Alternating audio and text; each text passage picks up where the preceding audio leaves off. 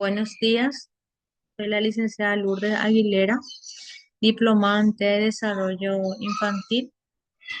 En esta mañana voy a presentar todo lo que es TDAH y altas capacidades. No me percaté que no estaba funcionando mi micrófono y en honor al tiempo, entonces quiero empezar el desarrollo de la clase. Eh, Seguro que en un instante o en instantes empiezan a conectarse las demás personas. Bueno, TDAH y altas capacidades es un tema que hoy en día está muy en auge, ¿verdad? Nosotros solemos tener también pacientes eh, con TDAH y hablar un poco de altas capacidades de acuerdo a las características que presentan, ¿verdad? Entonces, como ustedes saben, la concurrencia de un diagnóstico de TDAH y de altas capacidades intelectuales en una misma persona es uno de los ejemplos que conocemos hoy en día como la doble excepcionalidad, ¿verdad? Hay muchas personas que tienen estas características, pero no saben, ¿verdad?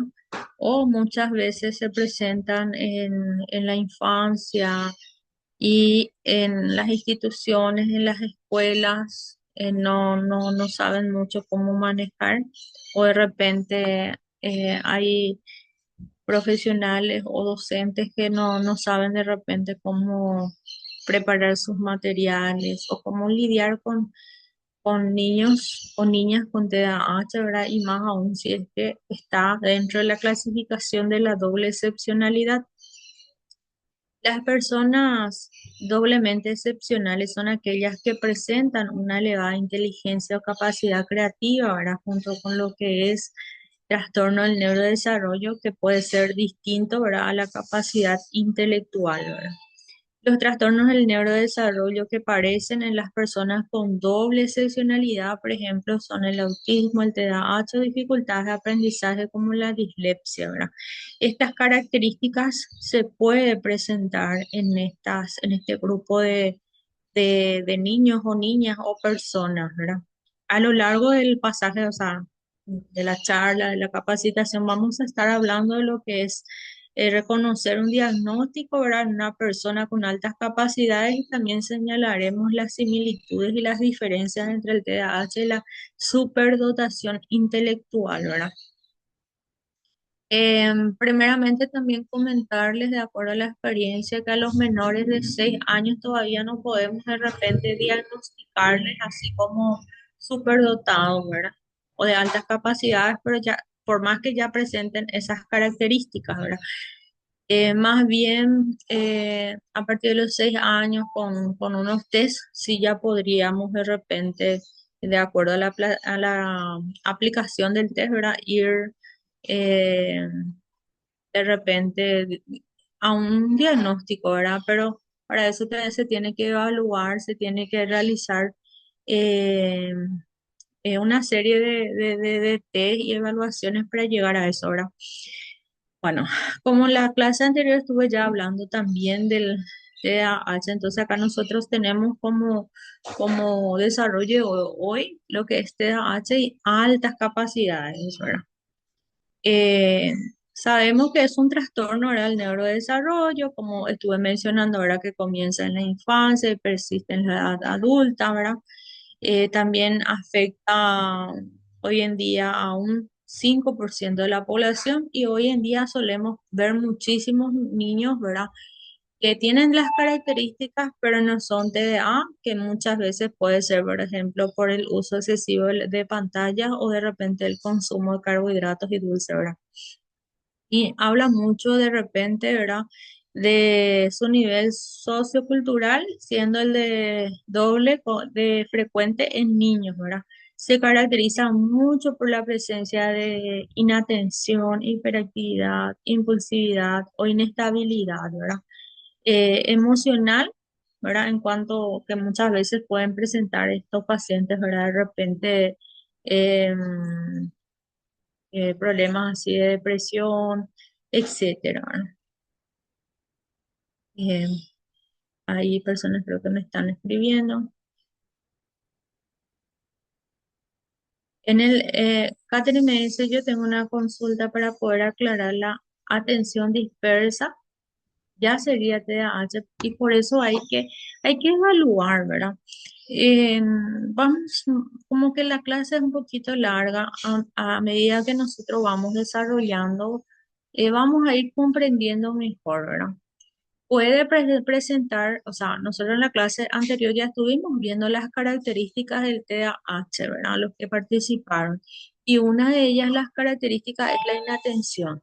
En algunos casos puede ser, por ejemplo, con hiperactividad o sin hiperactividad, pero que presenta lo que es la atención dispersa o inatención.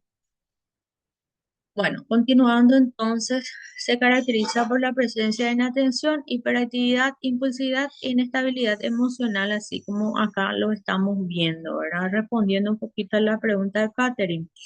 Pero sería bueno observarle al niño y también realizar unos test para llegar a lo que es a un diagnóstico, ¿verdad?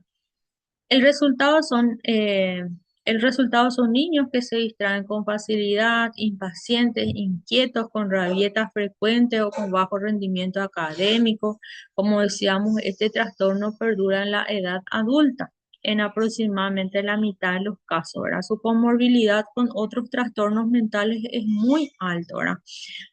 A saber, por ejemplo, trastorno oposicionista desafiante es una comorbilidad que, o sea, el niño puede tener TDA y como comorbilidad es un chico que siempre, por ejemplo, te discute, que no acepta que se le, de repente le llame la atención o se le diga las cosas, ¿verdad?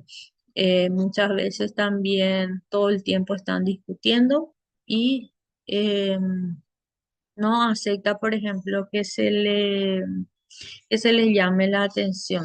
Y siempre presenta una actitud o un carácter desafiante, ¿verdad? También puede ser ansiedad, depresión o consumo de sustancias en la adolescencia.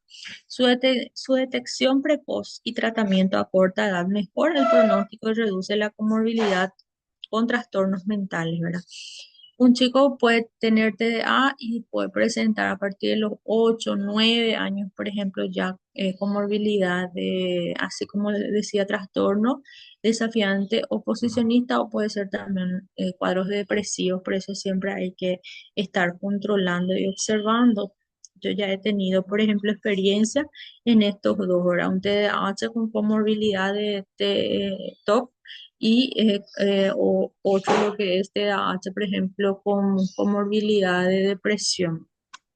Bueno, hablemos de nuestro tema en específico del día de hoy, ¿verdad? Que un superdotado intelectual con altas capacidades cognitivas se define como una persona con una capacidad intelectual excepcional, ¿verdad?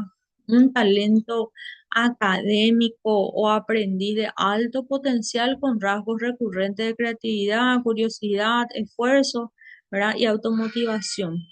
Bueno, la superdotación viene definida por la obtención de puntuación mayor a 130, ¿verdad? En un test de inteligencia. Bueno, los test de inteligencia los tiene que realizar un clínico, ¿verdad? Un, un psicólogo clínico, ¿verdad? Especializado, generalmente un neuropsicólogo, una psicóloga clínica, también lo puede realizar, por ejemplo, una psicopedagoga, porque ellos son los que suelen también realizar mucho estos test de coeficiente intelectual, ¿verdad? Existen diversas escalas, seguramente que ustedes conocen o es la primera vez que van a escuchar de lo que es, por ejemplo, para medir la inteligencia, ¿verdad? Entre ellas se encuentra la que es el Wechsler, que se utiliza mucho también en niños. Se puede utilizar en niños menores de 5 años y en adultos, por ejemplo, se utiliza el WISE 4 y en adolescentes hoy en día a partir de 6 años. se utiliza de 6 a 16 años, por ejemplo, se utiliza el WIP 5. Entonces hay que tener en cuenta estas escalas de inteligencia, entonces, el Wechsler, ¿verdad? Y el WIP 5. Bueno, es lo que yo más manejo. Seguramente las otras profesionales por ahí utilizan también otros tipos de test, ¿verdad? Pero Wechsler, el WIP 5 y el WISE 4 sería, ¿verdad? A la hora de realizar un diagnóstico en una persona es muy importante tener en cuenta, ¿verdad? Su coeficiente, bueno, su coeficiente o cociente intelectual, especialmente cuando predomina los síntomas de inatención. Y más adelante vamos a ir viendo un cuadro en la cual podemos nosotros hacer esa clasificación y poder decir que están altas capacidades de acuerdo a lo que arroje, ¿verdad? Este test de coeficiente intelectual. Bueno, entonces, así como habla aquí, un alto coeficiente o cociente intelectual puede encubrir un déficit de atención también, mientras que un bajo cociente intelectual puede confundirse con más, ¿verdad? Con diagnóstico de TDA. El término de superdotación o de superdotado intelectual puede encontrarse, ¿verdad? En la guía de práctica clínica también, la cual yo utilicé como referencia, del cual utilicé el material que se observa ahí abajito. Bueno, las altas capacidades intelectuales y los rasgos propios del TDA H, ¿verdad? Pueden compensarse y encubrirse también mutuamente para no confundir. El sujeto con altas capacidades intelectuales puede comprender las dificultades intelectuales propias del TDAH. A su vez, las dificultades cognitivas y conductuales asociadas, al TDA pueden ensombrecer los rasgos excepcionales del superdotado. Para que se pueda entender mejor y con palabras así simples y concisas, ¿cuáles serían tipo las diferencias de ambas? O sea que este chico, ¿verdad? Si nosotros nos presentan un chico, un ejemplo, mayor de 6 años, nosotros tenemos que identificar, puede tener las mismas características del TDA. Voy a pasar un ratito. Puede tener las mismas características, ¿verdad? Pero ¿cuál sería la diferencia aquí en esta escala, ¿verdad? De puntuación que tiene que ser superior a 130, ¿verdad?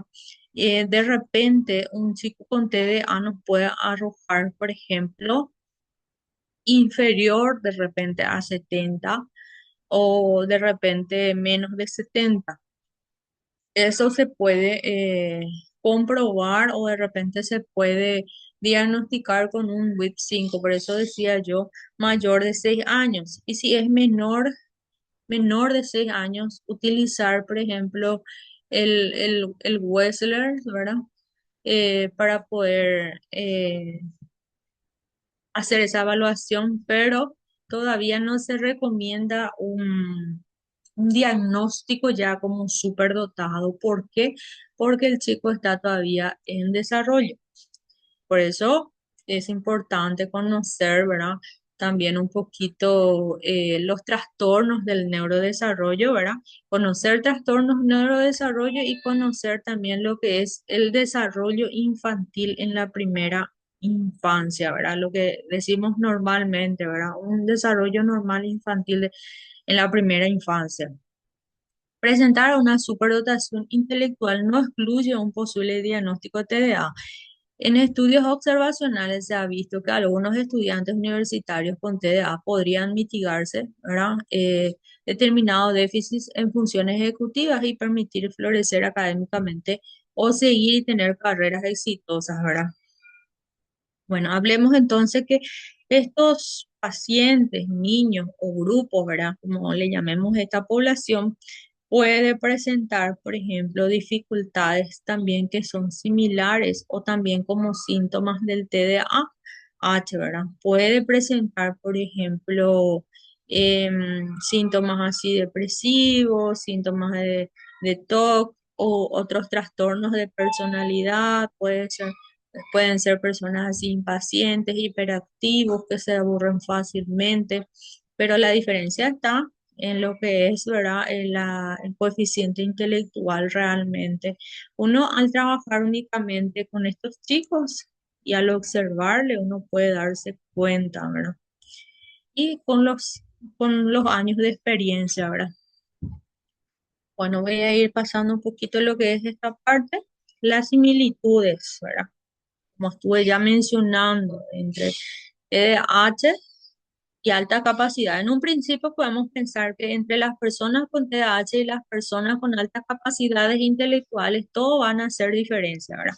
Las personas con altas capacidades, o niños o adolescentes, suelen presentar un alto rendimiento académico con buenos resultados a cambio de poco esfuerzo, ¿verdad? Mientras que las personas con TDAH suelen también obtener pobres resultados académicos y en muchos casos, por ejemplo, después de realizar un esfuerzo mayor, ¿verdad? Esa sería también la diferencia.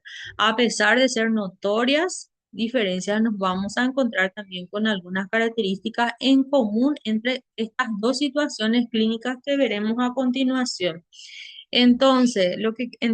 Perdón, lo que va a quedar en claro aquí es que puede realmente tener este chico TDAH y el chico con altas capacidades las mismas características. La diferencia está en el coeficiente intelectual mayor de 130 o elevado, era mayor de 115, 120, y que rápidamente va a resolver así problemas, por ejemplo, como problemas matemáticos, etcétera.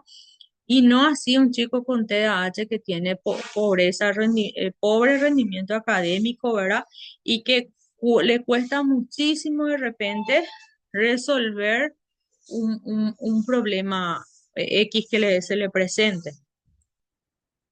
Tanto las personas con TDAH como altas capacidades suelen emplear periodos de tiempo prolongados en temas de su interés, si bien las consecuencias suelen ser más negativas para las personas con TDAH, que no van a poder posiblemente recuperar el tiempo perdido y ponerse al día con sus obligaciones. Bueno, en un ratito voy a estar mirando si todo está bien. Eh, Espero que se esté grabando porque le puse la opción de grabar. Está grabando. Porque me van a saltar todo de por ahí si es que digo que no grabé, ¿verdad? Bueno, un tema tan interesante que queremos aprender. Bueno, ¿en dónde estábamos? Bueno, durante el desarrollo madurativo, ¿verdad? Es común encontrar discrepancias en el desarrollo intelectual, físico, emocional y social. Aunque cada niño evoluciona y se desarrolla de distinta manera, es habitual encontrar en estos dos grupos desarrollos desequilibrados, ¿verdad? Otro aspecto común en el desarrollo madurativo y en la edad adulta es una elevada intensidad emocional que les lleva a mantener luchas de poder con las figuras de autoridad. En la misma línea, ambos grupos son propensos a problemas y luchas en las relaciones sociales, ¿verdad? Eso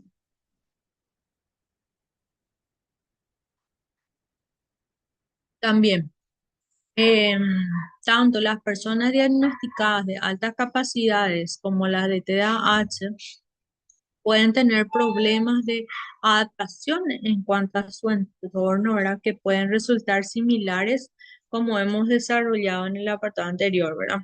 Estas similitudes pueden presentar, ¿verdad? Ciertas sutilezas que permiten diferenciar una persona con TDAH y de superdotación. Yo no sé si aquí hay personas que manejan los test, por ejemplo, para TDAH y test para coeficiente intelectual. Se pueden ir escribiendo un poquito ahí en el chat, ¿verdad? En ambos casos, ¿verdad? Estos sujetos tienden a sentirse aburridos, soñar despiertos y presentar problemas atencionales, ¿verdad?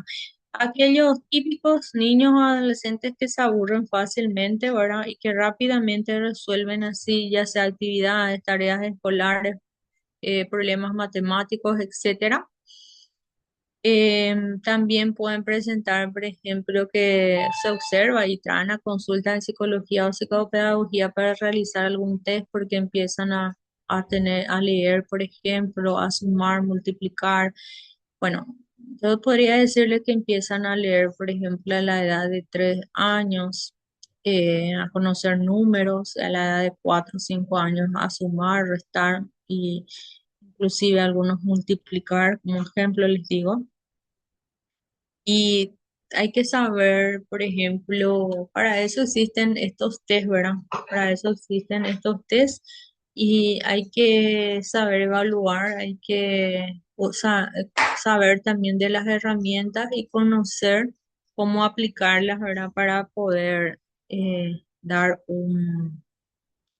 eh, dar un resultado, ¿verdad?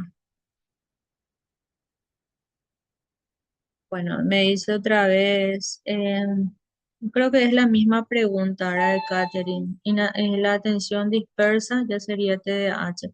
Por eso, o sea, puede presentar esas características, puede presentar de inatención, pero no podés todavía clasificarle como TDAH sin aplicarle un test, por ejemplo, para el TDAH, porque existen también test para evaluar. Entonces, para salir de las dudas es mejor siempre aplicar. Vos podés observarle, puede tener todas esas características, pero sin tener todo lo que es la anamnesis, lo que es, por ejemplo, la recopilación de datos, ¿verdad? En cuanto al test, ¿verdad? De la escuela, o sea, del docente, los padres y de lo que es tu observación clínica en consultorio, no podés todavía dar un diagnóstico.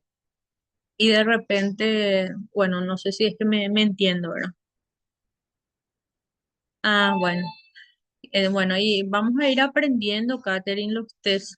Yo no sé en qué año estás, seguramente de psicología o te recibiste recién, pero como se dice, en la facultad no nos dan todo, no nos dan todas las herramientas. Y nosotros tenemos que ir capacitándonos y debemos de ir sumando experiencia, ¿verdad? Y también la experiencia se gana en el consultorio, la experiencia se gana a través de que uno tiene que ir aplicando, realizando estos test para aprender, ¿verdad? Porque nadie nace sabiendo, eso sí es verdad. Entonces en el camino muchas veces nos formamos y podemos también adquirir esas habilidades. Eso es lo que, de acuerdo a lo que me estaba preguntando Catherine.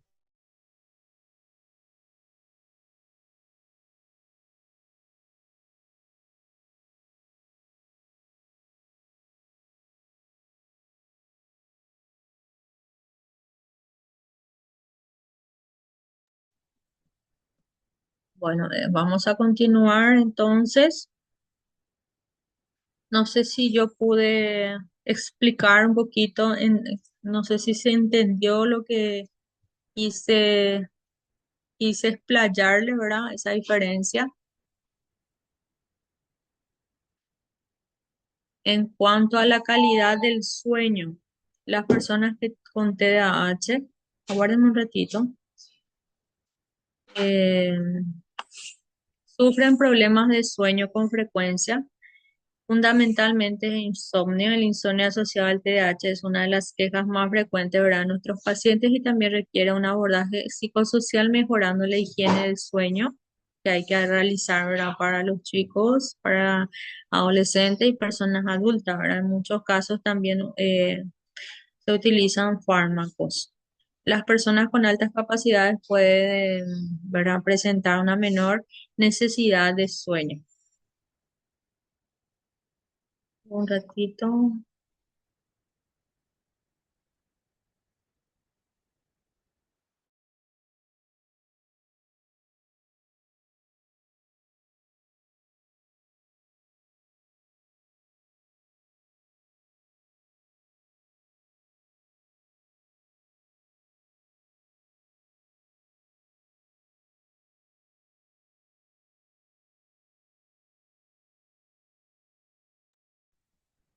Bueno. El tratamiento, por ejemplo, sería, conducido por un psiquiatra, ahora en colaboración con lo que es un psicólogo. Guárdenme un ratito que voy a bajar otra vez aquí en mi barra de tareas. Es algo que me suele aparecer y me dificulta un poquito mi texto. Bueno, entonces el tratamiento se suele realizar con psiquiatría y de repente un psicólogo clínico, ¿verdad? También si se requiere un tratamiento farmacológico, si es necesario, ¿verdad? En personas con TDAH o inteligencia normal, ¿verdad? Sin embargo, el abordaje psicoterapéutico y psicosocial debe tener en cuenta las características particulares del paciente, incluida, ¿verdad?, su inteligencia. Las personas con alto coeficiente o cociente intelectual tienen más posibilidad de desarrollar recursos y estrategias que minimicen el impacto del TDAH en la vida de la persona, ¿verdad? Estas personas suelen ser más capaces de aprovechar los recursos de autoayuda. Bueno, un poquito, voy a movilizar aquí algo que me aparece en mi barra de tareas para que no me moleste en el texto. Bueno, entonces, unos consejos de la doble excepcionalidad sería, ¿verdad? Por ejemplo, puntuaciones muy altas en pruebas de creatividad, ¿verdad? Buscar un profesional que pueda realizar un perfil sensorial, ¿verdad? En caso de que sean niños. Comprensión verbal alta pero baja en velocidad de procesamiento también puede ser una característica. Procesamiento sería, bueno, ya sea de cómo procesa la información en cuanto a lo que es actividades académicas o de repente si son chicos, cuando le presentas una consigna, muchas veces tienen una baja velocidad en el procesamiento sensorial. Bueno, a ver un poquito. En unos minutos después voy a hacer un pequeño corte para continuar, pero todavía no se me corta. Yo tengo esta experiencia en cuanto a lo que es, al aplicarle, por ejemplo, un WIT 5, te puede tener un alto coeficiente intelectual, pero en lo que es, por ejemplo, memoria de trabajo, eh, de repente te arroja una puntuación baja. Y ahí uno se da cuenta de que el chico o el paciente, el niño o la niña, ¿verdad? Tiene una comprensión verbal alta, pero para procesar esa información, o sea, cuando nosotros le damos consigna, es como si fuera que más lentamente también puede resolver o entender esa consigna que vos le estás dando para que pueda hacer o alguna tarea, alguna actividad, ¿verdad? También habla de observar, ¿verdad?, los resultados en en las diferentes pruebas del WIP 5, dificultades en su rendimiento académico y de sincronía entre su inteligencia, ¿verdad?, y sus emociones. O sea, es una persona que puede tener una autoestima alta, como también después puede eso bajar. Hay días que puede estar en su estado de anímico así bien y otros días no tan bien, ¿verdad? Porque habla mucho de la discrepancia en lo que es la inteligencia y las emociones.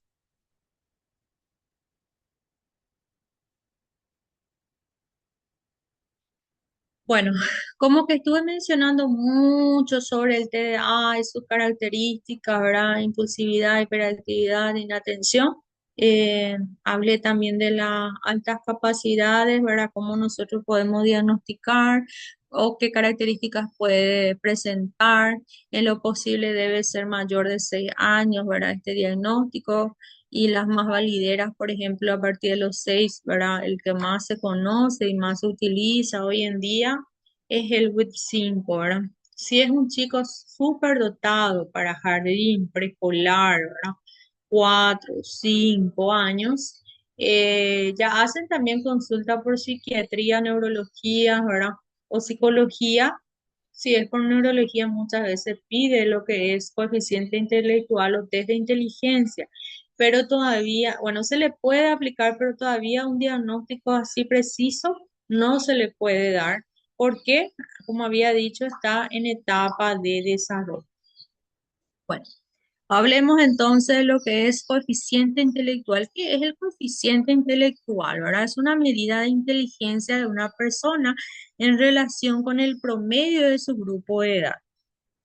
Antes de pasar a coeficiente intelectual, ¿verdad? Pues ya que es hablando del tema para entender un poquito, si son estudiantes, si son psicólogos, si son, bueno, los psicólogos seguramente que ya manejan, docentes de inicial también pueden aplicar la evaluación del desarrollo. El test de Batel, ¿verdad? Puede ser un screening porque el Batel completo es muy largo.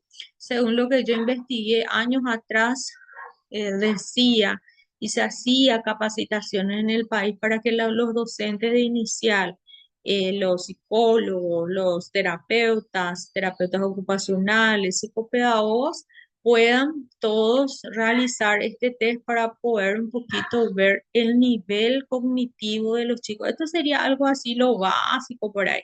Y de acuerdo a eso, después preparar los materiales. Porque si hoy en día nos presentan así también, esto va a ser entre paréntesis, materiales, por ejemplo, del MEC, que son muy leídos, muy abstractos muchas veces para algún grupo de chicos, entonces siempre es bueno, mi consejo es realizar un poquito esa evaluación del desarrollo y de acuerdo a cómo nos arroja un nivel cognitivo o una edad global, preparar los materiales, porque un niño puede tener una edad cronológica de 5 años, pero de repente una edad global de acuerdo al screening para ver las áreas, ¿verdad? O de repente cognitiva, etcétera, nos arroja una puntuación de 3 años o 4 años. Entonces, es muy importante, por ejemplo, hacer una evaluación del desarrollo para que los docentes, psicólogos, psicopedagogos, lo que fueren, den, por ejemplo, su sugerencia a los docentes o los docentes mismos preparen sus materiales de acuerdo al nivel que nos arroja esa evaluación, que es la más sencilla de todas. Porque hoy en día están los docentes que se encuentran con chicos con comorbilidades como TEA, TDAH o altas capacidades y de repente no saben cómo sobrellevar la situación en clase, piden auxilio a psicóloga, a psicopedagoga y los padres también que muchas veces no saben cómo realizar. Entonces, yo siempre sugiero lo básico, una evaluación del desarrollo, un screening de Batel a nuestros menores de 8 años para ver y preparar los materiales de acuerdo al nivel que nos puntúe. Eso es lo más básico. Aquí yo no les estoy diciendo hagan un test de TAH5, hagan un WISE 4, hagan un WIT 5, no. Lo básico para que puedan ustedes por lo menos saber el nivel del chico y ver también y preparar materiales. Para eso también nosotros tenemos que tener habilidades para ver qué tipo de materiales podemos nosotros utilizar de acuerdo, ¿verdad?, a las materias que hoy en día presentan. Esto es algo entre paréntesis porque hay docentes. ¿Cómo voy a yo hacer mi adecuación, por ejemplo, para guaraní? ¿Cómo voy a hacer mi adecuación para ciencias sociales? Fácil, hoy en día tenemos muchas herramientas y tenemos que saber utilizar esas herramientas y tener creatividad. Es muy sencillo. Hay que saber tener creatividad nomás para poder utilizar y manejarnos, si es que nuestro material del ministerio no está asociado al nivel, lo que el chico puede hacer, ¿verdad?